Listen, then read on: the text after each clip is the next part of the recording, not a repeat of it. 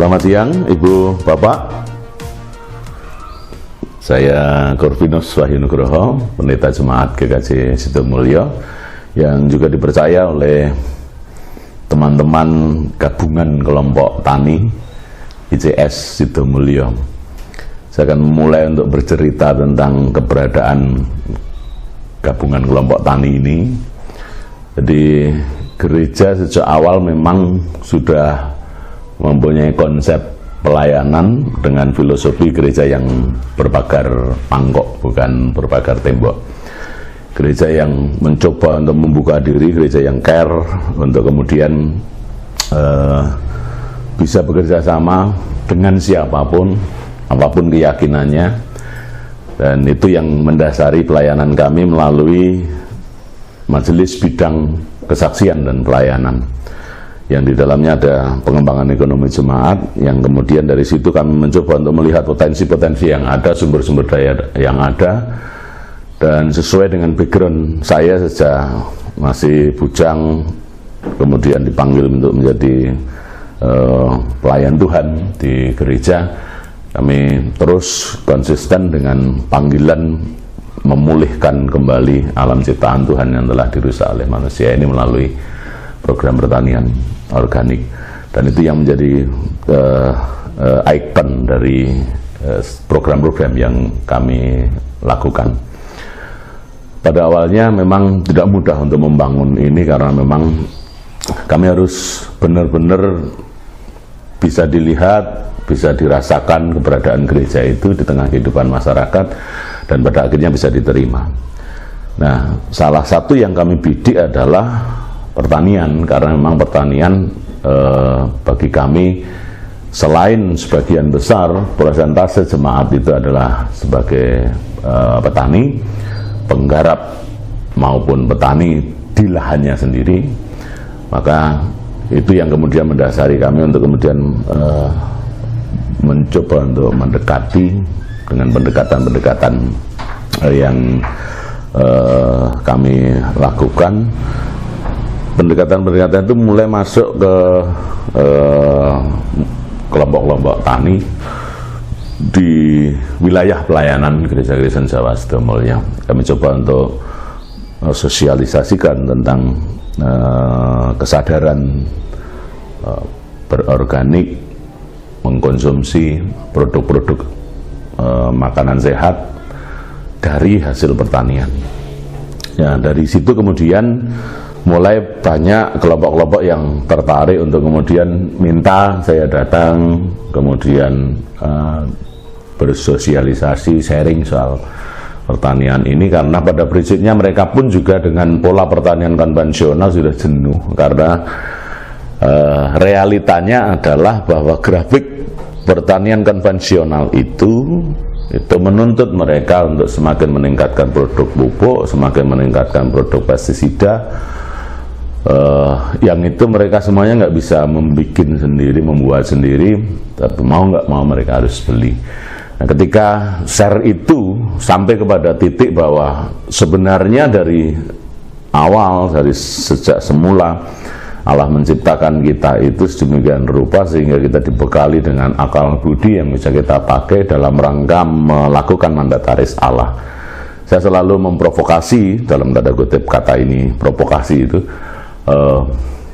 semua anggota petani atau kelompok anggota tani itu dengan satu dasar firman yang bisa diterima oleh semuanya, karena ini memang menjadi konsep bersama bahwa keberadaan Adam dan Hawa tatkala diberi mandat oleh Allah untuk kemudian mengolah, mengusahakan alam ciptaan Tuhan di Firdaus kala itu memang kemudian bisa dilakukan oleh Adam dan Hawa, dan sewu tanpa pelatihan. Jadi tidak ada program semiloka pelatihan pada zamannya Adam kala itu.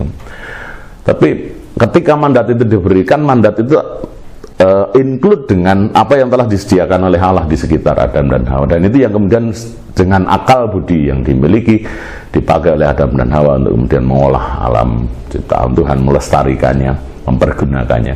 Nah, ini yang kemudian mendorong setiap kita untuk bagaimana kita kembali ke konteks Alkitab itu, atau konteks teologis manusia pertama itu, yang kemudian membuka wacana para petani untuk kemudian teringat kembali pada masa-masa di mana zaman mbah-mbah kita dulu itu mereka pun juga tidak kenal pupuk-pupuk konvensional yang mengandung zat kimia sintetik itu.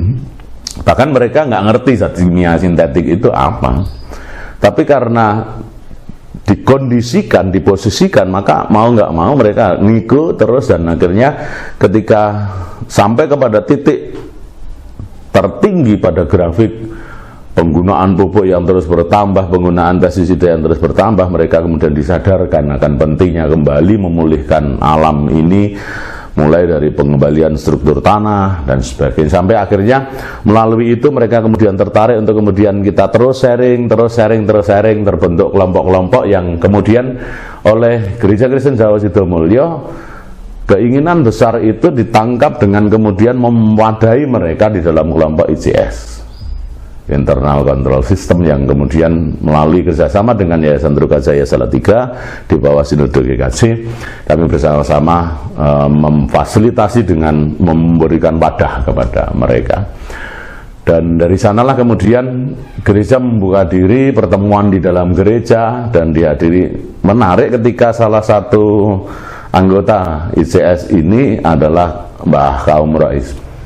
Kaum Rais itu pendoanya dulur-dulur Islam yang notaben jelas tidak mudah untuk kemudian bisa masuk ke dalam gedung gereja, apalagi filosofi mereka kan melangkahkan kaki sekali di pintu gereja itu ya hukumnya sudah ada sendiri menurut dalil mereka. Tapi bagi kami kemudian ketika kepentingan kami sama, visi kami sama, itulah yang kemudian membuka kesempatan bagi gereja untuk membuka pintu dan kemudian mereka masuk ke dalam gereja. Kita share soal pertanian organik, kita pelatihan, kita ngomong-ngomong soal pola pertanian yang kembali ke alam, back to nature ini dengan konsep-konsep yang kemudian mengolah, memberdayakan kapasitas-kapasitas yang ada, apa yang ada di sekitar kita untuk kita pakai sebagai pupuk maupun pestisida organik. Dan bukan hanya berhenti di situ saja, sharing itu terus berkembang karena kemudian bermunculan berbagai macam kelompok-kelompok atau personal-personal yang tertarik untuk kemudian bergabung dengan ICS, dan kami terus karena sistem kami memang sistem sel, ketika di situ ada 1-2 orang yang sadar organik kemudian sudah memulai menanam tanaman-tanaman produk sehat dengan pola organik bukan konvensional lagi, mengurangi cukup banyak kandungan-kandungan zat sintetik yang ada di dalam baik pupuk maupun pestisidanya, maka bermunculan banyak kelompok-kelompok di zona wilayah pelayanan GKJ Sidomulyo itu kan terdiri dari beberapa kecamatan, mulai dari Pundong, Bambang Lipuro, Kretek, Sanden dan sekitarnya. Jadi kami berada pada lingkungan atau wilayah pelayanan seperti itu, dan titik-titik di setiap keblat papat limo pancernya ini semuanya sudah kena. Karena ada titik-titik di mana di situ ada sel yang kita tanam 1, 2, 3 petani yang kemudian menjadi sel-sel kami untuk mengembangkan pola pertanian organik di sana itu.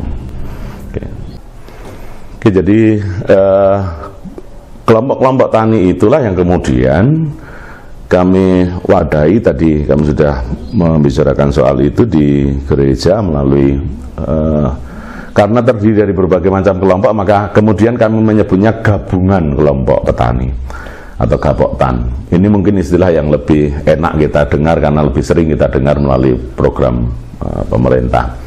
Jadi gabungan kelompok tani ICS Sidomulyo itu akhirnya terbentuk kepengurusan, terbentuk perwakilan wilayah sampai mengarah kepada ke arah koperasi, di mana arah koperasi nanti adalah bagaimana produk-produk dari para petani ini bisa dikelola sendiri oleh kelompok tani yang di dalamnya ada koperasinya ini. Jadi koperasi itu bertanggung jawab untuk kemudian selain menampung produk-produk pertanian petani, produk-produk hasil pertanian sehat itu, kemudian memakingnya, memasarkan hasil-hasil pertanian organik itu. Nah, yang perlu kami sampaikan adalah bagaimana langkah-langkah kami ketika kami masuk ke sistem yang namanya internal control system ini. Jadi internal control system itu memang berbeda dengan labelisasi organik. Kalau labelisasi organik memang ada prosedur-prosedur yang kemudian kami harus berkomunikasi dengan pihak-pihak tertentu untuk kemudian mendapatkan label organik. Tetapi internal control system itu adalah dari kami, oleh kami, dan untuk kami.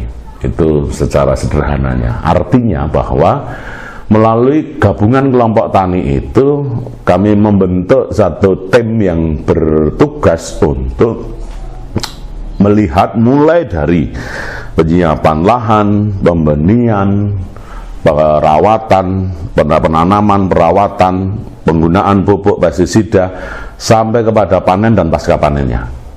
Itu semuanya ada dalam satu sistem kontrol internal. Internal yang dimaksud adalah para pengurus atau tim yang ditunjuk inilah yang kemudian mengontrol masing-masing anggota di dalam rangka mulai dari penyiapan lahan, pembenihan, kemudian tanam, perawatan, sampai kepada panen dan pasca panennya. Jadi itu yang menjadi jaminan produk sehat dari kami, yang dimaksud ICS di situ.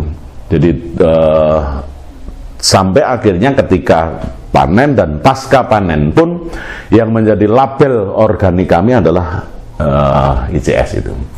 Dan itu yang kemudian membuat para petani disadarkan bahwa untuk berorganik itu tidak mahal.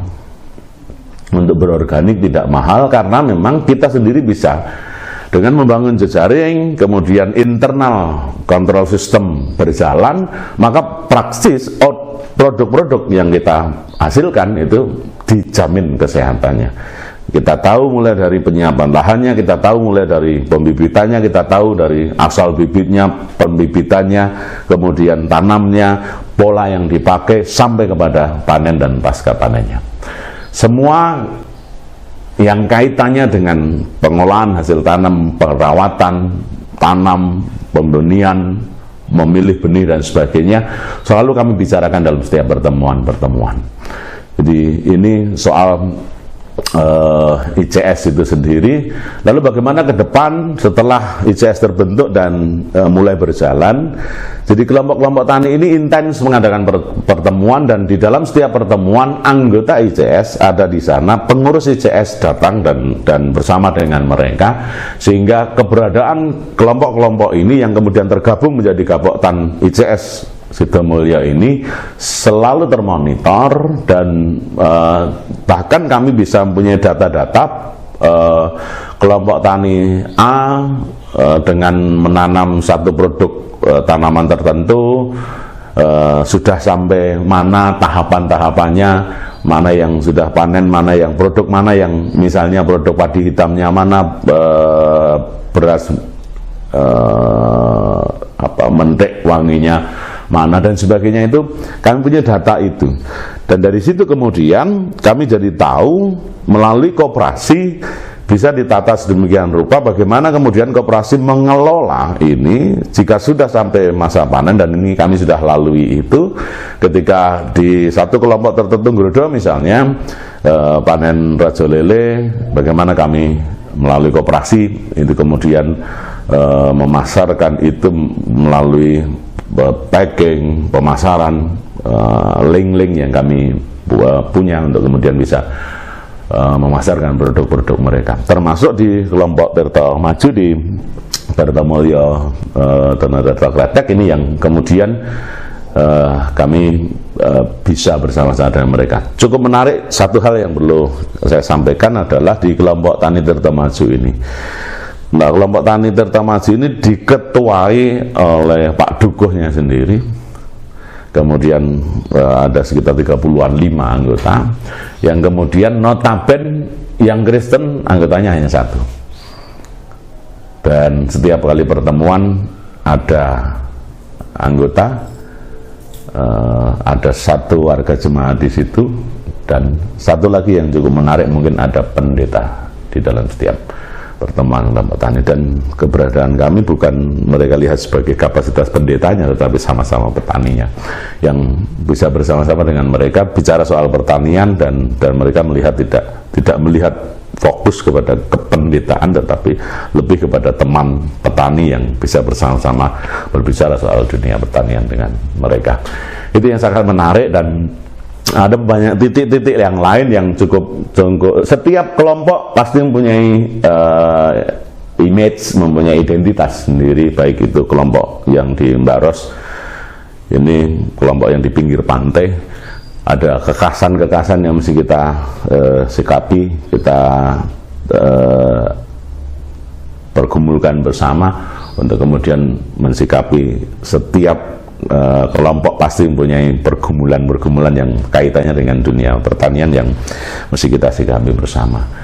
Nah, selama ini pangsa pasar dari ICS ini tidak hanya internal gereja, tapi sudah meluas sampai yang kami alami saat ini adalah di daerah-daerah DIY Jawa Tengah sampai ke Kabupaten Bogor, Jakarta, Bekasi, yang pangsa pasar dari produk kami ini.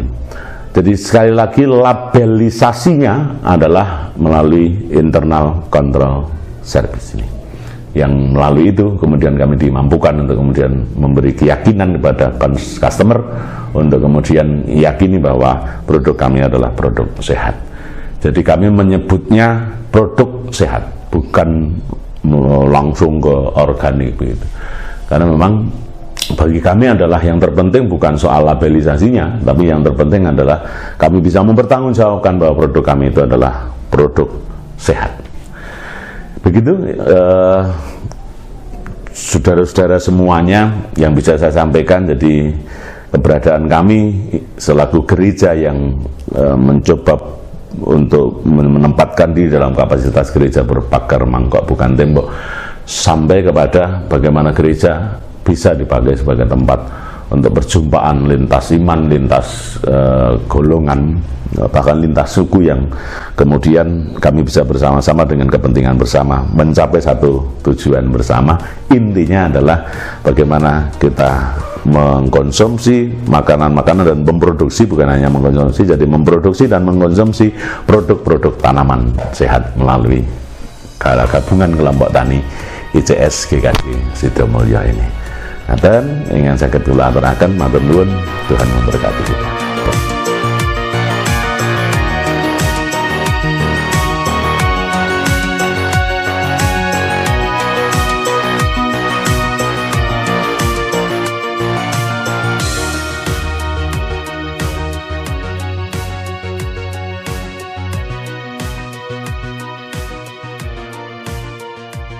Bapak Ibu Saudara yang dikasihi Tuhan Yesus Kristus, saya Pendeta Harjono dari GKJ Jodok, Klasis Yogyakarta Selatan. Dan di Klasis Yogyakarta Selatan itu ada sekitar 16 gereja yang terletak di daerah Bantul maupun di Kodia, begitu. Dan di Klasis Yogyakarta Selatan itu ada banyak sekali usaha-usaha rumah tangga atau UKM home industry yang memproduksi berbagai macam makanan ataupun kreativitas yang lainnya, termasuk batik, ada juga telur asin, ada juga abon ayam, ada juga roti, dan masih banyak lagi. Dan kami juga tidak lupa di Klasis Yogyakarta Selatan, khususnya GKJ Jodok, dan ini melayani untuk petani dalam bidang pertanian organik, begitu. Dan Bapak Ibu bisa melihat saya ada background beras yang sedang disortir. Ini hasil dari pelayanan pendampingan pertanian organik di Klasis Yogyakarta Selatan. Nah, berkaitan dengan semua itu, Bapak Ibu dan Saudara, kami mohon bisa mendukung ya di dalam doa maupun dorongan apapun agar kami bisa lebih berkembang di dalam usaha-usaha kreatif rumah tangga para warga jemaat di Klasis Yogyakarta Selatan yang dengan berbagai macam bentuk hasil usahanya, sehingga kami bisa lebih luas lagi, lebih maju lagi. Nah, kami mohon mitranya, jejaringnya dengan Bapak Ibu Saudara semua untuk menghilangkan batu-batuan dan menir pecahan. Jadi ini sudah utuh, tinggal sortir terakhir untuk melihat masih ada tidak kotoran, bebatuan dan biji padi yang masih tersisa. Nanti setelah ini selesai tinggal packing sesuai dengan pesanan. Ini masih ada hitam 1, 2 dan juga batu yang berasal dari semen yang tidak bisa menempel di magnet, begitu. Dan ini memang harus teliti, ini tidak boleh ada di beras ya. Ini putih karena memang jenis beras mendek susu yang banyak disukai oleh teman-teman pelanggan. Di Klasis Yogyakarta Selatan, khususnya bidang Kespel, ini banyak mendampingi usaha-usaha kecil warga jemaat di setiap gereja. Dan salah satunya adalah bagaimana kami mendampingi para petani, karena kami di daerah pedesaan, khususnya di Jodok itu, mendampingi pertanian organik bagi masyarakat umum.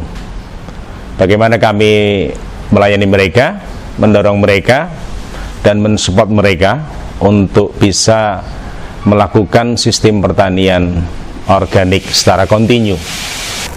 Dan produk kami ini banyak disukai ternyata oleh banyak orang, baik person maupun lembaga-lembaga, teman-teman gereja, baik di Jogja maupun di Jakarta, Bogor, Tangerang, Bekasi, ya, untuk mereka konsumsi dan untuk mereka sebarluaskan juga kepada teman-teman di gereja sana. untuk menjadi sebuah produk yang berasal dari gereja. Nah, kami memang berusaha juga untuk bisa berjejaring, ya, berjejaring dengan mereka, gereja-gereja desa sebagai produsen dan gereja-gereja kota sebagai konsumen. Tapi pada intinya kami tidak jual produk. Produk adalah hasil dari apa yang menjadi pendampingan kami. Yang menarik itu adalah hal tersebut. Jadi produk adalah hanya dari hasil pendampingan kami. Pertanian organik yang kami lakukan, pendampingan ini adalah merupakan sebuah usaha di mana gereja melayani. Artinya bagaimana kita memindah mimbar. Jadi mimbar kami sementara ini adalah mimbar di pertanian gitu. Sawahku mesbahku. Wah, gitu. Dan yang terpenting lagi adalah bagaimana kita memulihkan keberadaan alam ini dengan salah satunya adalah melalui pertanian organik, memulihkan alam dan menciptakan produk-produk yang ramah lingkungan, sehat untuk dikonsumsi. Untuk itu mari saya mengajak untuk Bapak Ibu Saudara semua, siapapun, begitu juga lembaga-lembaga gereja yang ada di pedesaan, mari kita lakukan pemberdayaan melalui pertanian organik ini menjadi sebuah gerakan yang kita mulai dari kita semua. Saya yakin dan percaya nanti meskipun banyak tantangan dan rintangan, tetapi saya yakin tahap demi tahap akan dapat dilakukan dengan baik dan nanti akan menghasilkan sesuatu yang luar biasa. Salam sehat, Tuhan memberkati.